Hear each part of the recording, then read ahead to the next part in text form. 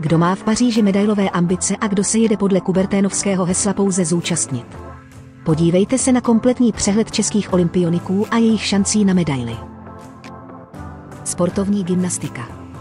Soňa Artamonova, víceboj jednotlivkyň. Mezi absolutní špičku sportovní gymnastiky se zatím prosadit nedokázala a nedá se to čekat ani v Paříži. Lukostřelba. Marie Horáčková. Její vítězství na loňském mistrovství světa bylo senzací, kterou bude ale těžké zopakovat i na olympijských hrách. Korejské lukostřelkyně přijedou v plné síle. Adam Lee. První kvalifikovaný lukostřelec z Česka po 16 letech, který ale nemá šanci obstát v náročné světové konkurenci. Atletika. Eliška Martínková. Atletika. 20 km chůze a chůze mix štafeta. Letos se její nejlepší čas závodu zastavil na 1 hodině a 30 minutách, což je daleko od nejlepších. Tereza Petržilková. Atletika. 400 metrů. Její letošní maximum na nejlepší nestačí a na olympijskou medaili to určitě nebude. Lourdes Gloria Manuel. Atletika. 400 metrů. Letošní kometa české atletiky sice na světovou elitu stačit nebude, ale cenné zkušenosti tato mladá atletka jistě získá. Lada Vondrová. Atletika. 400 metrů. Její letošní maximum na nejlepší nestačí a odjede bez medaile. Nikoleta Jíchová. Atletika. 400 metrů překážek. 400 metrů překážek bude úžasným soubojem Femke Bol a Sydney McLaughlin-Levron, ale Nikoleta do něj určitě nepromluví. Tereza Hrochová. Atletika. Maraton. Šance získat medaili v konkurenci Keňanek a Etiopanek je nulová. Moira Stevartová. Atletika. Maraton. Její šance na medaili jsou také nulové. Karolína Maňasová. Atletika. 100 metrů. Její letošní nejlepší výkon a zároveň i osobní rekord je až ve 300 nejlepších světových výkonů letošního roku. Šance na medaili je nulová. Kristýna Sasínek-Meky. Atletika. 1500 metrů.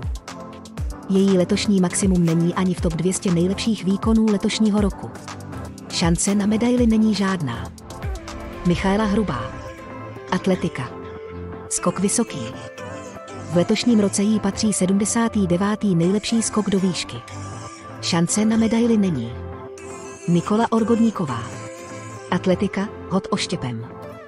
Bývalá evropská medailistka v roce 2024 hodila nejvíce 61,78 metrů, což ji řadí na 60. místo letošních tabulek. Medaile není nemožná, ale byla by spíš překvapením. Petra Sičaková. Atletika, hod oštěpem. Její letošní nejdelší hod měřil 60,67 metrů a uzavírá s ním první stovku letošních tabulek. Medaile z toho nebude. Amálie Švábíková. Atletika, skok o tyči. Její nejvyšší letošní skok měřil 4,73 metrů a je daleko od nejlepších letošních skokanek. K medaili na olympiádě si nedoskočí. Jakub Dudycha. Atletika, běh na 800 metrů. Tento junior a semifinalista letošního mistrovství Evropy jede do Paříže především sbírat zkušenosti. Matěj Krsek. Atletika, běh na 400 metrů. Postup do semifinále byl velkým úspěchem, postup do finále zázrakem. Tomáš Němejc, Eduard Kubelík a Ondřej Macík, běh na 200 metrů. Jakýkoliv postup z rozběhu bude pro tyto 3 sprintery velkým úspěchem. Na světovou elitu nemá ani jeden. Vít Hlaváč. Atletika, chůze mix štafeta. Vít se zatím neprosadil ani mezi evropskou elitu, takže ta světová bude nepřekonatelná. Radek Juška. Atletika, skok daleký. Radek už letos překonal 8metrovou hranici, takže medaile sice visí vysoko, ale malá šance tam je. Petr Meindl-Schmidt. Atletika, skok daleký. Petr má už letos také jeden skok za 8 metrů, ale je otázka, jak se při své první účasti na olympiádě vyrovná s její atmosférou. Tomáš Habarta. Atletika, 3000 metrů steeplechase. V konkurenci Etiopanů a Keňanů není šance na medaili žádná. Jakub Vadlejch. Atletika, hod oštěpem. Obhájce stříbrné olympijské medaile a dlouhodobá medailová jistota ze všech velkých akcí. K Kletbu věčného stříbra se tomuto oštěpaři podařilo prolomit na letošním mistrovství Evropy, kdy vyhrál před dalším adeptem na olympijskou medaili, Julianem Weberem z Německa. Velkou neznámou bude forma indického obhájce zlaté medaile, Neeraje Chopry, který na posledních závodech sice vyhrál, ale úplně přesvědčivý nebyl. Jakubovi to cinkne, otázkou je, z jakého materiálu medaile bude. Petr Hájek. Atletika, hod kladivem. Nejlepší hod letošní sezóny je až na hranici první stovky nejlepších světových výkonů. Na medaili jeho kladivo nedolétne. Volodymyr Myslivčuk. Atletika, hod kladivem. Česká jednička ani svým nejdelším letošním hodem nemůže konkurovat těm nejlepším. David Holý. Atletika, skok o tyči. Letošní nejvyšší skok měřil 5,71 metrů a řadí ho mimo 100 nejlepších skoků. Medaile nebude. Vít Miller. Atletika, 400 metrů překážek. Vít patří do evropské špičky, ale svět je trochu někde jinde. Jan Štefela. Atletika, skok vysoký. Jeho nejlepší letošní výkon se řadí k širší světové špičce. Šance na medaili je sice malá, ale není nulová. Matěj Ščerba. Atletika, skok o tyči. Jeho letošní forma není konkurenceschopná na olympijských hrách. Tomáš Staněk. Atletika, vrch koulí. Tomáš už se na světové scéně dokázal prosadit, ale letošní sezóně vládnou jiní. Badminton. Tereza Švábíková. Badminton, dvouhra. Česká ženská jednička, která je ve světovém žebříčku na 65. místě. Na výraznější výsledek Tereza stále čeká a nedá se čekat, že k tomu dojde na olympiádě. Jan Louda, dvouhra. 63. hráč světového žebříčku už se dokázal prosadit na evropské scéně. Ta světová je ale stále někde jinde a průlom na olympiádě je z říše snů. Adam Mendrek a Ondřej Král. Badminton, čtyřhra. 40. pár světového žebříčku spolu již několik turnajových vavřínů získal, ale v konkurenci asijských a elitních evropských deblových párů na olympiádě to bude náročné. Plážový volejbal. Ondřej Perušič a David Švajn. Plážový volejbal. Po covidem ovlivněné účasti na poslední olympiádě si tito úřadující mistři světa chtějí v Paříži spravit chuť. Letos mají jedno turnajové prvenství v rámci světového okruhu. Ve světovém žebříčku jim aktuálně patří 6. místo. Barbora Hermanová a Marie Sára Štochlová plážový volejbal. Tato dvojice již s účastí na olympiádě nepočítala, ale nakonec se kvalifikovala jako první náhradnice díky tomu, že jiné účastnice nesplnily národní kritéria. Tento pár může díky zkušenostem Hermanové ze 2 předchozích olympiád jedině překvapit. Vodní slalom. Jiří Prskavec kategorie K1. Olympijský medailista ze 2 posledních olympiád. V Tokiu si na krk pověsil dokonce zlato.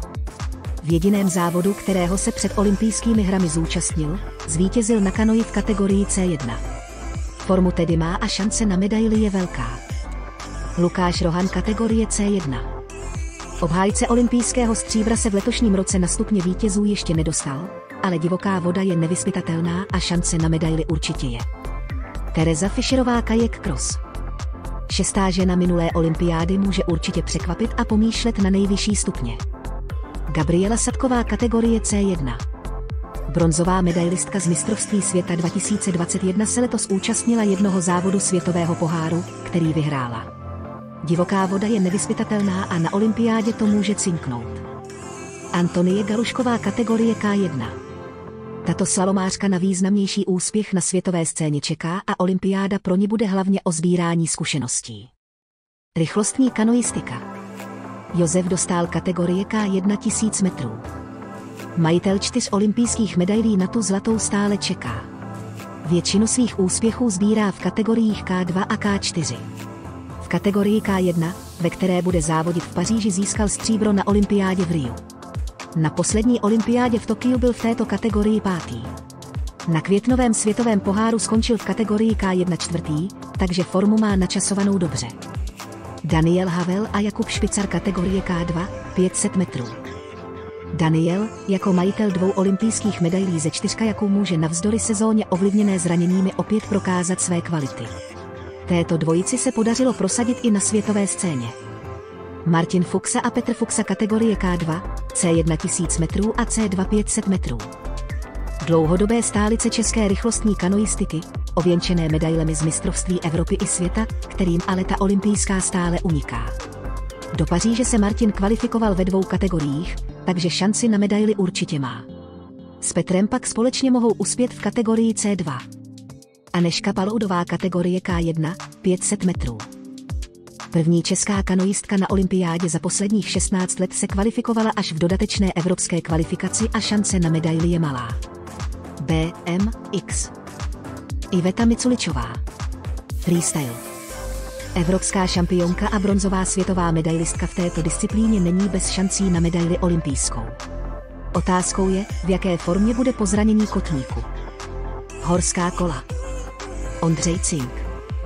Bývalý bronzový medailista z mistrovství Evropy i světa už světové špičce nestačí a na medaili z olympiády to nevypadá. Adéla Holubová. Na světové scéně se ještě neprosadila. Jede spíše sbírat zkušenosti. Silniční cyklistika. Matias Vacek. Časovka jednotlivců a silniční závod. Matias se zatím prosazoval v kategorii jezdců do 23 let. Na této olympiádě ještě není jeho čas na medaili. Julia Sofie Kopecky, časovka jednotlivkyň a silniční závod. Mladá cyklistka, která zatím sbírá zkušenosti a průlom na olympiádě se neočekává. Dráhová cyklistika. Denis Rugovac a Jan Voneš. Kategorie Madison a Omnium. Jan se objeví v disciplíně Omnium a poté společně s Denisem v týmovém bodovacím závodě Madison. Jako cíl si stanovili umístění do 15. místa. Jezdectví. Miloslav Příhoda. Všestrannost. Výraznější úspěch na světové scéně Miloslavovi chybí a nejspíš tomu bude stejně i po této olympiádě. Miroslav Trunda. Všestrannost. Miroslav už se na světové scéně prosadit dokázal, ale šance na medaili je v olympijské konkurenci minimální. Šerm. Alexandr Šupenič. Fleret. Obhájce stříbrné medaile z Tokia letoš neprožívá hvězdnou sezónu. Na kontě má pouze 1 stříbrnou medaili ze závodu světového poháru. Na velké akce se ale dokáže vyhecovat a na medaili může dosáhnout. Jiří Beran, Michal Čupr, Jakub Jurka, Martin Rubeš. Tým kordistů. Velkým úspěchem už je, že se tým kordistů po dlouhých 32 letech kvalifikoval na olympijské hry. Medaile visí asi moc vysoko. Golf. Klára Davidson-Spilková. Dlouhodobá česká golfová stálice obsadila na poslední olympiádě 23. místo a její aktuální 207. místo ve světovém žebříčku nenaznačuje, že by toto umístění měla výrazně vylepšit. Sára Kousková. Sára je ve světovém žebříčku na 275. místě a na výrazný průlom na světové scéně ještě čeká. Judo. Lukáš Krpálek. Kategorie nad 100 kg. Dvojnásobný olympijský vítěz je v letošní sezóně na 11. místě světového judistického žebříčku v kategorii nad 100 kg. Na květnovém mistrovství světa, které bylo zároveň generálkou na olympijské hry, obsadil 5. místo. Judista jeho kvalit má velkou šanci na 3. olympijskou medaili v řadě. David Klamert, kategorie do 90 kg. David ukázal formu na posledních mezinárodních závodech, kde získal stříbrnou medaili. Jeho největším úspěchem je titul mistra Evropy do 23 let. Medaile visí vysoko, ale není nereálná. Renata Zachová. Kategorie do 63 kg.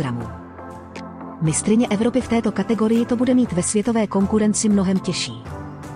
Dálkové plavání. Martin Straka. 10 kilometrů. Martin se obvykle pohybuje ve 2. desítce pořadí a nejinak tomu nejspíš bude i v olympijském závodě. Moderní pětiboj. Marek Gric. Závod jednotlivců. Marek sbíral úspěchy v juniorské kategorii. V té seniorské je jeho největším úspěchem zlato ze štafety z letošního mistrovství světa. Na individuální olympijskou medaili to ale asi nebude. Martin Vlach. Závod jednotlivců. 8. místo na letošním mistrovství světa dává naději i pro olympijský závod, i když to bude velmi těžké. Lucie Hlaváčková. Závod jednotlivkyň. Výrazný úspěch se u této moderní pětibojařky neočekává. Vypadá to na umístění v 2. desítce. Veronika Novotná, závod jednotlivkyň. Veronika sbírala úspěchy v juniorské kategorii. V té seniorské je jejím největším úspěchem bronz ze smíšené štafety z letošního mistrovství světa. Na individuální olympijskou medaili to nevypadá. Veslování. Pavlína Flamínková a Radka Novotníková, dvojka bez kormidelnice. Tento tým se v letošním roce dokázal prosadit 4. místem na mistrovství Evropy, ale na světovou konkurenci to zatím ale není. Lenka Lukšová a Anna Šantrůčková, dvojskyf. Úspěchem tohoto dvojskyfu by bylo postoupit do semifinále. Finále by bylo nad plán. Jiří Šimánek a Miroslav Vraštil, dvojskyf. Tomuto dvojsky v lehkých vah mediale zatím vždy těsně unikali. Tentokrát už to může cinknout. Jachting. Zofia Burska a Sára Kadlecová, kategorie Fortinainer FX, skiff. Průnik do širší světové špičky se na těchto olympijských hrách čekat nedá. Kateřina Švíková, kategorie IQ Foil Windsurfer. Na průlom na světové scéně Kateřina ještě čeká. Očekávaný výsledek bude okolo 30. místa. Sportovní střelba. Jiří Lipták, trap. Obhájce olympijského zlata v trapu. Letošní sezóna je bez výraznějšího úspěchu, ale tento zkušený střelec ví, jak se připravit na její vrchol. Veronika Blažíčková, 10 metrů vzduchová puška a smíšený tým. Vystřílet si účastnické místo na olympijských hrách bylo obrovským úspěchem, který ale nejspíš nedokáže překonat získáním medaile. Jiří Přívratský, 10 metrů vzduchová puška a smíšený tým. Velká naděje pro tohoto medailistu z evropských her, finále světového poháru 2023 a majitele 9 zlatých medailí ze světových pohárů za poslední 2 sezóny. Petr Nymburský, 50 metrů libovolná malorážka, 3 pozice. Mistr Evropy v třípolohové malorážce, má rovněž několik domácích titulů. Na hrách v Tokiu si odbyl olympijskou premiéru. Šance na medaili malá. Martin Podhrázký, 25 metrů rychlopalná pistole. Účastník 2 předchozích olympiád s nejlepším umístění na 7. místě. Top ten výsledek by v jeho případě byl úspěchem. Matěj Rampula, 25 metrů rychlopalná pistole. Při první účasti na olympijských hrách se u tohoto střelce vzhledem k jeho dosavadním výsledkům nedá čekat výraznější průlom. František Smetana, 10 metrů vzduchová puška. Bronzový medailista z mistrovství světa z roku 2023. Zopakovat tento úspěch v Paříži bude mít těžké. Jakub Tomeček, skýt. Mistr Evropy a několikanásobný domácí šampion ve skýtu. Světová medaile na olympiádě je ale nejspíš nedosažitelná. Barbora Šumová, skýt. Zisk účastnického místa na olympiádě již byl pro tuto střelkyni velkým úspěchem, na který v Paříži nejspíš nenaváže. Sportovní lezení. Adam Ondra, kombinace boulderingu a lezení na obtížnost. Hvězda světového sportovního lezení by svou bohatou kariéru mohla korunovat olympijskou medailí. 6. místě na minulé olympiádě pro něj bylo zklamáním, ale v Paříži vypadla jeho neoblíbená disciplína lezení na rychlost. Letošní světový pohár pojal jako přípravu na olympijské hry a zaznamenal jedno 6. místo. V kombinaci boulderingu a lezení na obtížnost bude sice čelit silné konkurenci z Japonska, ale šanci na medaili má určitě. Plavání. Barbora Sémanová, 100 metrů volný způsob, 200 metrů volný způsob, 100 metrů motýlek, 200 metrů individuální polohový závod. 2 zlata a 1 bronz na letošním mistrovství Evropy a 4. místo na mistrovství světa na 200 metrů volný způsob dávají naději na olympijskou medaili. Utká se i s Ariarne Titmas, letošní světovou rekordmankou, což by ji mohlo namotivovat. Kristýna Horská, 100 a 200 metrů prsa. Jejím nejlepším výsledkem z minulé olympiády je postup do semifinále, a to by byl úspěch i v Paříži. Miroslav Knedla, 100 metrů znak. Velký talent českého plavání, který zatím sbíral úspěchy v juniorských kategoriích. Do Paříže si jede pro cenné zkušenosti. Daniel Gracík, 100 metrů volný způsob a 100 metrů motýlek. Další česká plavecká naděje budoucnosti. Výraznější výsledek se zatím nečeká. Stolní tenis. Hana Matelová, dvouhra. Olympijskou premiéru si odbyla v Riu, o 5 let později v Tokiu vypadla ve 2. kole. V Paříži se v konkurenci asijských stolních tenistek neočekává výrazný úspěch. Taekwondo. Dominika Hronová, kategorie do 57 kg. Na výraznější úspěch tato reprezentantka stále čeká a na olympiádě se ho nejspíš ještě nedočká. Petra Štolbová, kategorie nad 67 kg. V letošním roce se Petra dokázala prosadit na mezinárodní scéně několika bronzovými medailemi. Na olympiádě by mohla překvapit. Tenis. Barbora Krejčíková, dvouhra a čtyřhra. První půlka sezóny se obhájkyni zlaté medaile ze čtyřhry nevyvedla, ale aktuální vítězství ve Wimbledonu ji vystřelilo mezi hlavní favoritky olympijské dvouhry i čtyřhry. Největší favoritkou bude antuková hvězda a světová jednička Iga Swiatek, se kterou se Barbora může potkat až v případném finále. Kateřina Siniaková, dvouhra, čtyřhra a mix. Ve dvouhře to bude mít těžké, ale v mixu může určitě medaili získat. Jako obhájkyně olympijského zlata ze čtyřhry bude opět startovat s Barborou Krejčíkovou a tento pár bude díky aktuálním výhrám ve Wimbledonu a Roland Garros opět patřit mezi hlavní favoritky na zlato. Linda Nosková, dvouhra a čtyřhra. Linda se při své olympijské premiéře může už ve třetím kole utkat se světovnou jedničkou Igou Swiatek, což pro ní bude nejspíš stopka. Ve čtyřhře tolik zkušeností nemá, takže případné dobré umístění společně s Karolínou Muchovou by bylo velkým překvapením. Karolína Muchová, dvouhra a čtyřhra. Karolína se vrací po zranění a jak ukázala na posledním turnaji, její forma se pomalu vrací. Zatím to ale není 100% a v kombinaci s těžkým losem visí medaile velmi vysoko. A to i ve čtyřhře, které se tolik nevěnuje. Tomáš Macháč, dvouhra, čtyřhra a mix. Tomáš má dobrou sezónu a letošní antuková výhra nad Djokovičem by ho mohla nakopnout. Poslední turnaje před olympiádou se mu ale moc nepovedly. Medaile ve dvouhře nebo čtyřhře by byla šokem. V mixu s Kateřinou Siniakovou jsou šance určitě vyšší, ale hned v prvním zápase je čekají nasazené jedničky Laura Siegemund a Saša Zverev z Německa. Jakub Menšík, dvouhra. Neustále se zlepšující hráč, který ale stále čeká na výraznější průlom a hlavně stabilitu svých výkonů. Výraznější výkon se neočekává ani na olympiádě. Adam Pavlásek, čtyřhra. Adam je mimo formu. Za poslední 3 měsíce dokázal vyhrát jediný zápas a navíc ho v prvním zápase společně s Tomášem Macháčem čekají nasazené pětky Salisbury Skupsky z Velké Británie. Vypadá to na rychlý konec. Triatlon. Petra Kuříková. Z 69. pozice ve světovém žebříčku se na nějaký dobrý výsledek na olympiádě pomýšlet nedá. Vzpírání. Kamil Kučera, kategorie nad 102 kg.